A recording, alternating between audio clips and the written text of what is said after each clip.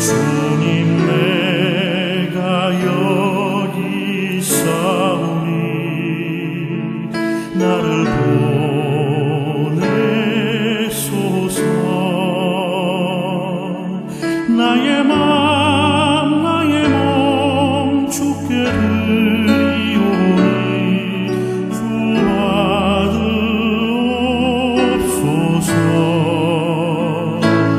주님 내가 여기 있사오니 나를 써주소서. 가진 것 모두 다 주께 드리오니. 오늘 말씀드릴 제목, 성령님의 주요 은사 7가지. 성령님의 핵심 사역을 먼저 말씀드렸습니다. 성령님의 외적 사역으로 우리를 예수 그리스도께로 인도하셔 예수님이 그리스도시요 살아계신 하나님의 아들임을 믿도록 하는 일을 성령님이 하시고, 두 번째 사역은 우리가 죄사함 받고 하나님의 생명을 가진 하나님의 자녀로 영이 회복되는 거듭나는 일을 하시고, 마지막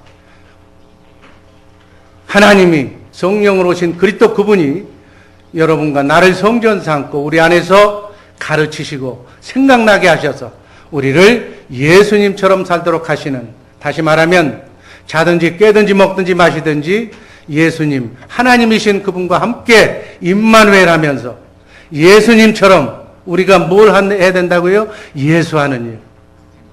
영이 다른 아직 잃어버린 하나님의 양을 찾아가서 그들을 사랑으로 섬겨서 그들의 영을 하나님의 영으로 회복시키는, 전도하는 일을 예수하는 일이라고 하는데, 이 예수하는 일을 해서 사단 마귀와 공존하는 이 땅이지만 사단의 괴계가 범접하지 못하는 승리하는 삶을 살도록 성령님께서 은사를 주신 줄로 믿습니다.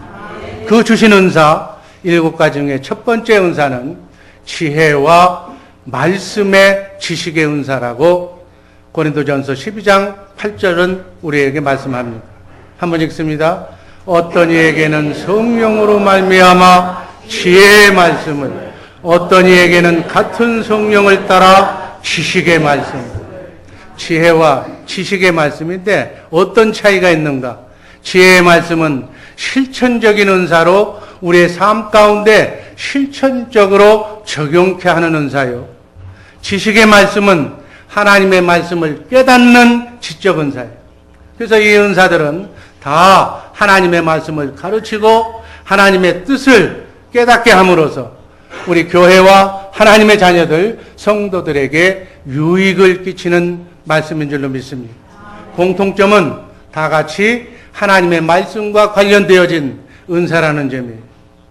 지혜와 지식의 근원이신 전능하신 하나님께서 말씀을 전파하고 그 말씀을 해석할 수 있도록 우리에게 중요한 은사를 주신 줄로 믿습니다. 이 성령님의 은사 중에 가장 대부분을 차지하는 이 중요 은사가 지혜와 지식의 말씀의 은사예요. 그래서 우리 2020 선교 비전을 땅끝까지 천국 복음을 전하는 우리 주의 사랑교회 성도들은 사모하는 마음으로 이 은사를 사모하시기를 바랍니다. 그러면 내가 하나님의 말씀을 보거나 듣거나 읽거나 할 때 잘못 그 말씀이 해석되어지면, 또 잘못 이해가 안 되면 성령님께 물어보면 되는 거예요. 성령님, 이 말씀의 의미는 무엇입니까? 이 말씀의 뜻은 어떻게 해석해야 됩니까? 라고 얘기하면 성령님께서 여러분의 눈높이로 자세하게 그 말씀의 뜻을 가르쳐 주실 줄로 믿습니다. 이 살아계신 하나님의 말씀, 그 뜻을 가지고 그 은사를 사모하는 여러분들이 되셔서 천국 복음을 제대로 전하는 우리 주의 사랑교회 식구들 되기를 주님의 이름으로 축복합니다. 두 번째 은사는 믿음의 은사예요. 9절에 보면 다른 이에게는 같은 성령으로 믿음을, 성령님의 은사로서의 믿음을 얘기하는 거예요. 성령님의 뜻에 따라 제한적으로 주어지는 은사예요. 이 은사로서의 믿음은 반드시 능력이 따라오는 거예요. 은사로서의 믿음은 능력을 행하는 믿음이라고 이해하시기를 바랍니다. 예언도 하고 기적도 행하는 믿음이에요. 우리가 여러분들 목사님들을 통해서 잘 들었던 얘기가 있잖아요. 교회사적으로 조지 물러 같은 그러한 목사님은 믿음에 바로 이 은사가 있었던 분이에요. 그래서 그분은 기도를 할 때 사람에게 도움을 청한 것이 아니라 하나님께 믿음으로 은사를 받아가지고 기도함으로써 그 책이 있잖아요. 수만 번의 기도 응답을 받았다.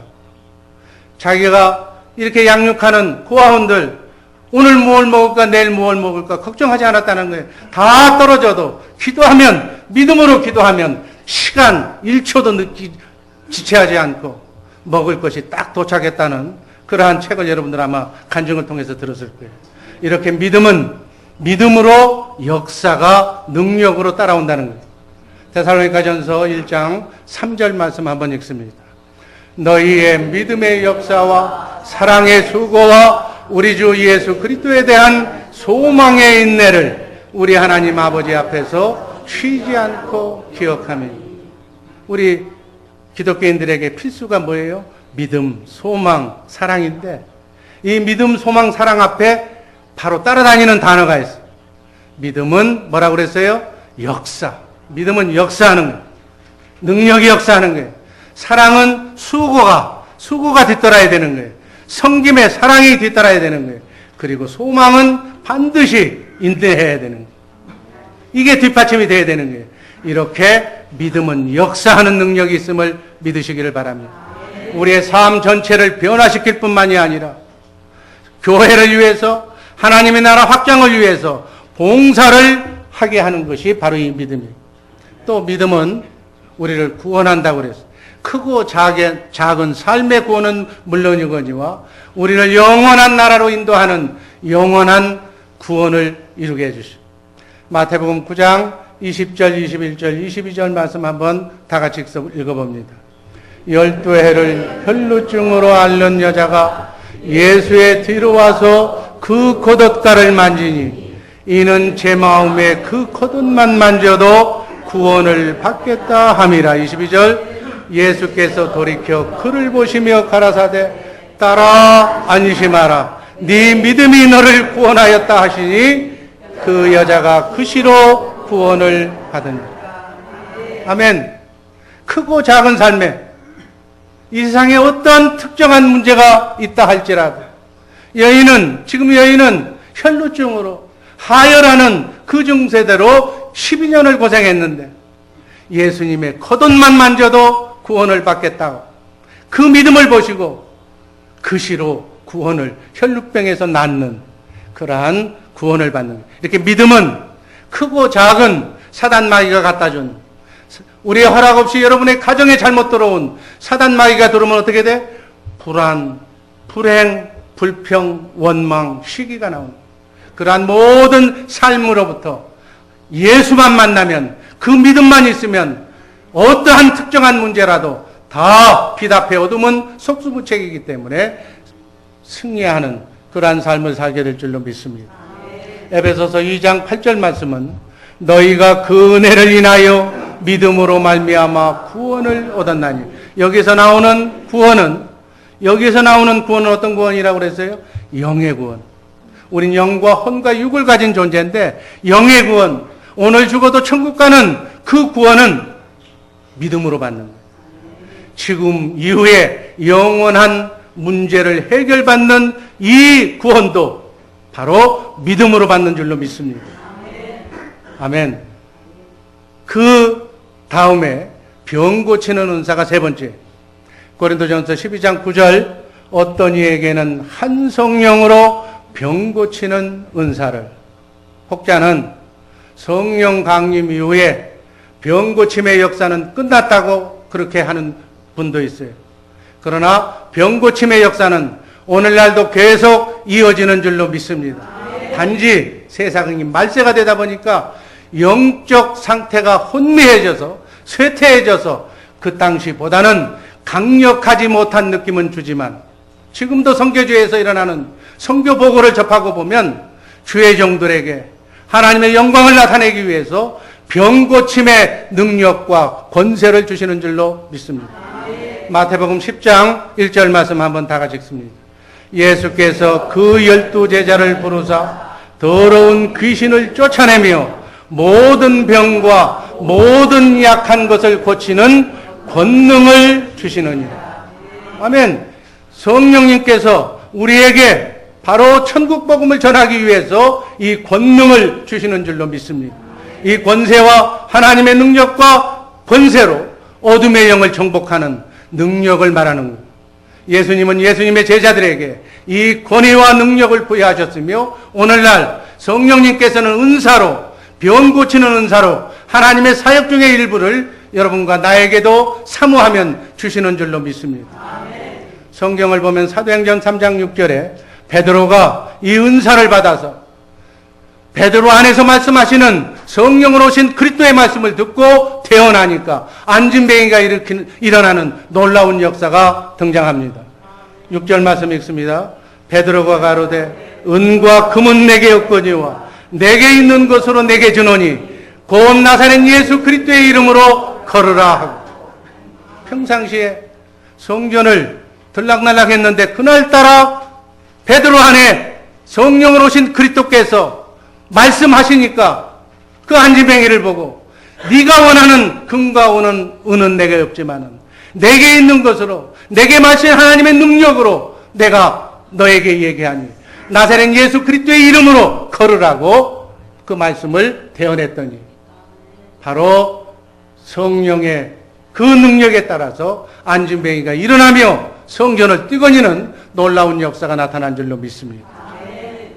은사가 있어서 가장 큰 적은 내가 안수했는데, 내가 말씀을 선포했는데 이적이 나타나지 않으면, 안진뱅이가 일어나지 않으면 어떻게 하나 하는 두려움이에요. 여러분, 은사는 누가 하는 거예요? 성령님이, 하나님이 하시는 거예요. 내가 하는 게 아니다. 하나님이 하시는 것이니까 두려움을 가질 필요가 없다는 얘기예요. 설사 이적과 기적이 나타나지 않아도 하나님이 이적과 기적을 안 나타내 주는 것이니까 종들에게 아무 책임이 없는 거예요.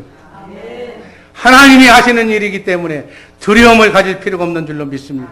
베드로처럼 성령의 음성을 듣고 내게 있는 것으로 나사렛 예수 그리스도의 이름으로 걸으라고 하는 그러한 말씀을 듣고 마음으로 믿고 입으로 대언했더니 성령께서 천사를 동원해서 안진뱅이가 일어나는 놀라운, 하나님만이 하실 수 있는 사역을 베드로가 한 줄로 믿습니다.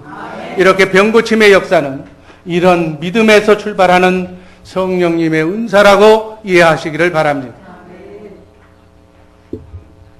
베드로가 또 사도행전 9장 40절 말씀을 보면 죽은 자를 살리는 내용이 나와요.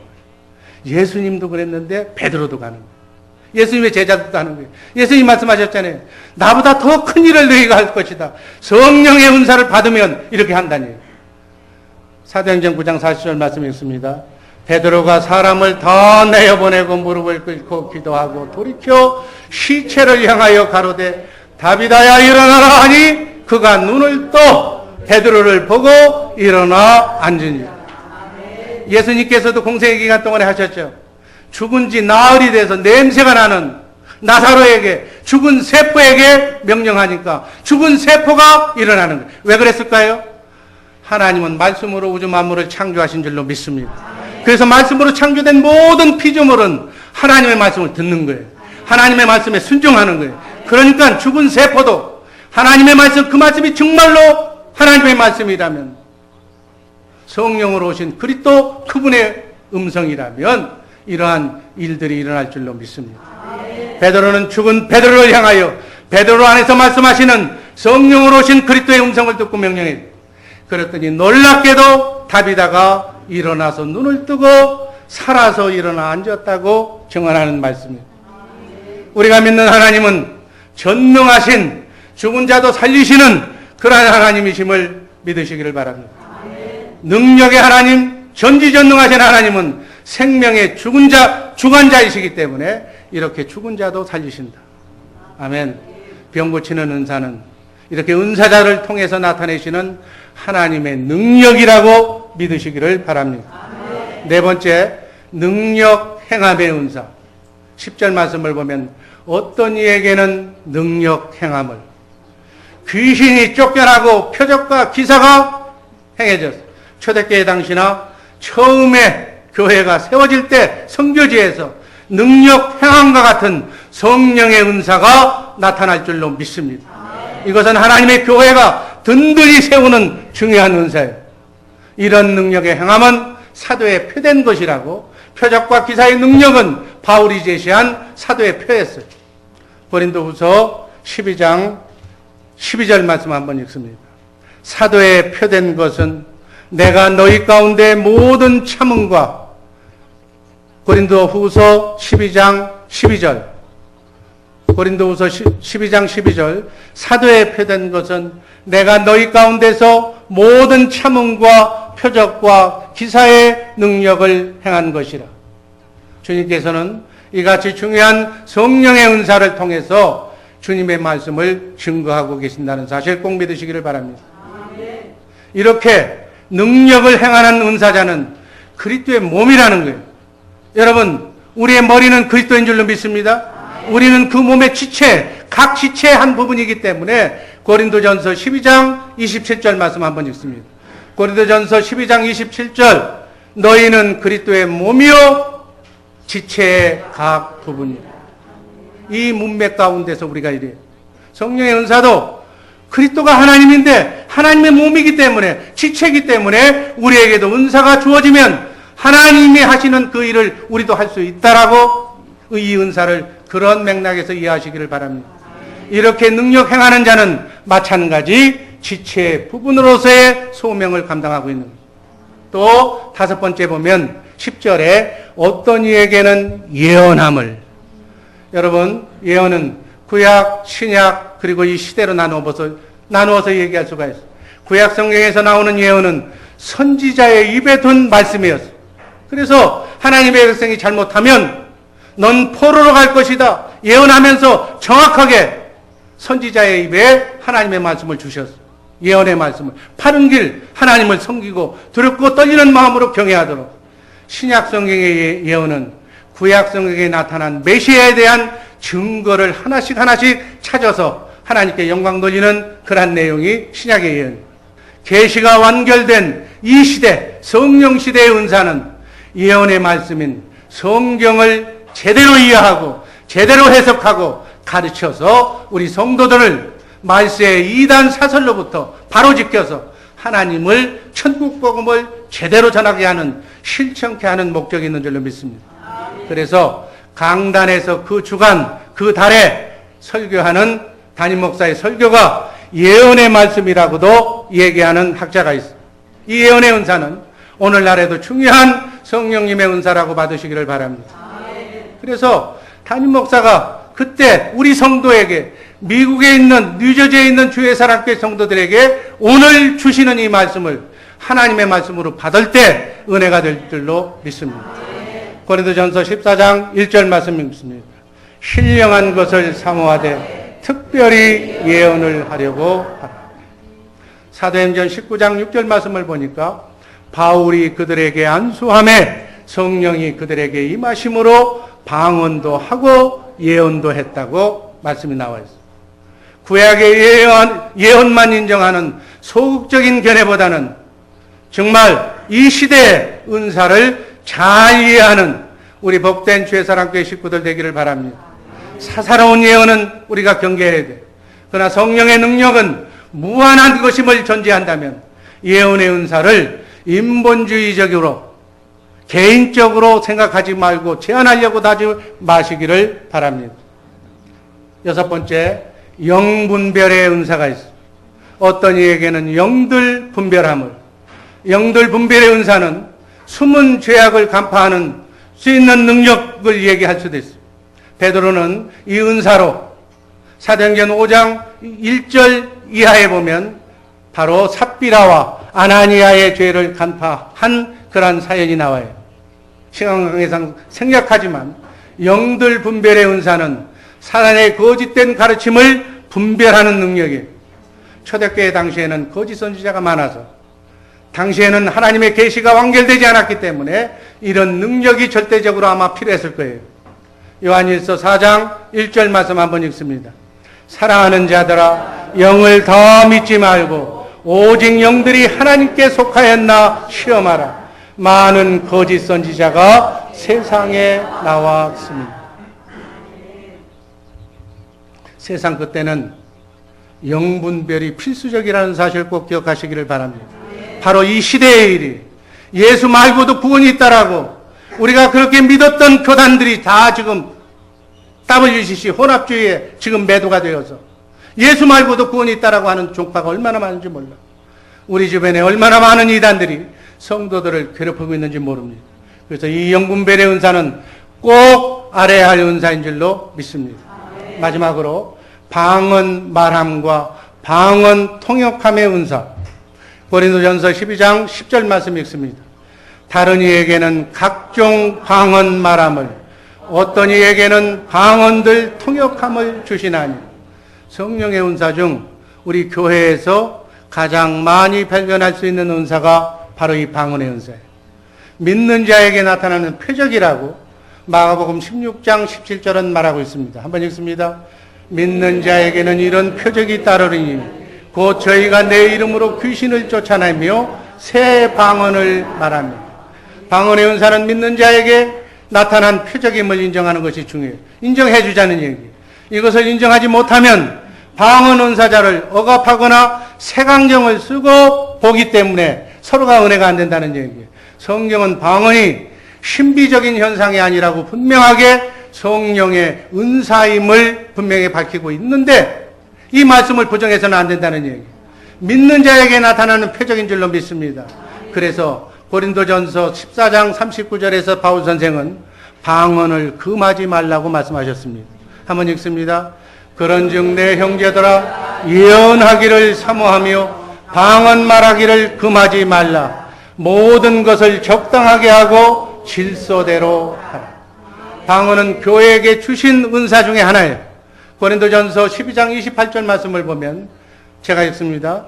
하나님이 교회 중에 몇을 세우셨으니 첫째는 사도요, 둘째는 선지자요, 셋째는 교사요, 그 다음은 능력이요, 그 다음은 병 고치는 은사와 서로 돕는 것과 다스리는 것과 각종 방언을 하는 것이라. 이런 은사가 교회에 주어진 은사다 그 얘기예요. 신령한 것을 알지 못함을 원치 않는다고 또 말씀하셨어요. 고린도전서 12장 1절 형제들아 신령한 것에 대하여는 내가 너희의 알지 못하기를 원치 아니하노니. 사도행전 2장의 방언을 보고 방언의 은사는 끝났다고 반박하는 주장은 제 개인적인 견해로는 아마 생각해봐야 할 견해라고 생각을 합니다. 방언은 금하지 말라고 문자적으로도 분명하게 말씀하셨고 그 대신 방언은 하되 임의로 하지 말고 분별하는 성령님의 인도함을 받아야 될 줄로 믿습니다. 그러나 우리가 꼭 알아야 될 것은 이런 은사가 꼭 가져야 하는 필수적인 은사는 아니라고 고린도전서 12장 30절은 말하고 있습니다. 다 병 고치는 은사를 가진 자겠느냐? 다 방언을 말하는 자겠느냐? 다 통역하는 자겠느냐? 바울은 이 은사가 모든 지체에게 동일하게 임하지는 않는다고 말씀하죠. 여러 가지 형태로 다양하게 주어진다는 얘기. 고린도전서 12장 5절 말씀을 보면 직임은 여러 가지나 주는 같으며 누구나 방언을 하고 누구나 병을 고치는 것이 아니라 이보다도 더 귀한 은사를 주신 분도 있다니. 방언도 무엇도 지혜도 뭐가 없으면 꽹과리가 같다고 그랬어요? 사랑이 없어요. 그래서 모든 은사 중에 가장 큰 은사는 사랑의 은사다. 이보다 더 귀한 은사가 있다니. 성령의 은사는 다양합니다. 은사도 여러 가지고 직임도 여러 가지, 역사하시는 능력도 여러 가지. 따라서 어느 특정한 은사가 필수적인 것이라고 고집하지 마시기를 바랍니다. 그건 자의적인 해석이에요. 방언은 정말 기도를 오래 하고 정말 내가 구할 바를 알지 못하는 것을 성령께서 인도하시는 기도로 하나님과 영적 교통을 깊게 하는 방언 기도를 통해서 우리가 하나님의 깊은 영성을 체험할 수가 있는 거예요. 개인의 신앙을 깊게 들어갈 수가 있는 거예요. 더 깊은 기도와 찬미의 도구가 된다. 그러나 믿지 않는 자들에 대한 표적도 된다는 사실을 꼭 이해하시기를 바랍니다. 고린도전서 14장 5절 말씀은 다 같이 한번 읽겠습니다. 나는 너희가 다 방언 말하기를 원하나 특별히 예언하기를 원하노라. 방언을 말하는 자가 만일 교회의 덕을 세기 위하여 통역하지 아니하면 예언하는 자만 못하니. 방언 통역은 교회의 덕을 세우는 은사예요. 그래서 방언을 말하는 자는 통역하기를 기도하라고 말씀하고 있어요. 다행히 우리 교회는 방언도 하고 통역하는 은사를 가진 분이 있어서 교회의 질서를 세우고 하나님의 영광을 돌리는 그러한 하나님이 기뻐하시는 교회인 줄로 믿습니다. 초대교회 당시에는 공적 모임에는 방언도 하고 방언 통역도 했다고. 그래서 바로 통역하는 자가 없으면 방언하지 않았다고 그러한 기록이 나오는 거예요. 이런 방언 통역은 성령님의 은사로, 방언은 자신의 유익을 위해서 하는 것이고 통역은 교회를 위해서 너무나도 중요한 은사라는 사실을 아시고 사모하시기를 바랍니다. 마찬가지 은사와 관련된 성경에 기록된 고린도전서 우리가 읽었던 12장 8절에서 11절의 은사 외에 기타 은사들도 많이 있는 줄로 믿습니다. 또한 독특한 개인적인 신앙 체험도 있을 줄로 믿습니다. 예를 들면 너무나도 많잖아요. 천국을 보고 왔다든지 또 꿈을 꿨는데 하나님을 만났다든지 여러 가지 얘기가 있어요. 이런 체험은 참될 수도 있고 거짓일 수도 있어요. 분별이 필요한 거예요. 참된 신앙 체험이라 할지라도 개인적인 것임을 꼭 잊어서는 안 된다는 얘기예요. 이것을 보편적인 진리로 교회에서 이렇게 해야 된다고 받아들여서는 안 된다는 얘기예요. 이런 것들은 그냥 은혜로 처리하면 좋을 줄로 믿습니다. 아멘. 개인적인 체험을 성경에 기록된 말씀에 없는데 기록된 말씀과 똑같이 생각하면 안 된다는 얘기예요. 신비로운 체험일지라도 성경적인 근거가 없다면 그것이 삶의 원리로 삼아서는 안 된다. 개인적으로 잠잠하게 은혜로 간직하는 것이 좋다. 반대로 그런 체험을 얘기하면 신비주의라고 비방해서도 안 된다. 왜? 받은 바 은혜가 다 다를 수가 있다는 거예요. 내가 체험하지 않았다고 해서 하나님께서 그 사람에게 행하신 일을 경히 취급하거나 우습게 보는 우를 범할 수 있기 때문에, 그러나 신앙 체험과 관련한 몇 가지 주의할 점은 소수 특정인에게만 주었다고, 내게만 주었다고 하나님의 직통 계시를 강조하는 것은 나쁜 것이다. 개연적인 체험이 없는 자를 무시하거나 비방하거나 격하는 것도 안 좋고, 또 보고 왔다고 꿈을 이렇게 보고 온 것을 참된 신앙 체험이라고 너무 강조해서 그걸 인정해. 그럼 개인적으로 하라니. 개인적인 은혜로 간직해야지 보편적인 원리로 확대 해석하는 것을 금합니다. 이런 체험은 성경이 말하는 성령님의 은사 목록에는 없다는 것을 제가 강조합니다. 결론적으로 성령님의 은사는 바로 예수님처럼 살면서 천국 복음을 전하라고 예수하는 일, 자든지 깨든지 먹든지 마시든지 예수하는 일이 뭐예요? 자기 백성을 죄에서 구원하는 것.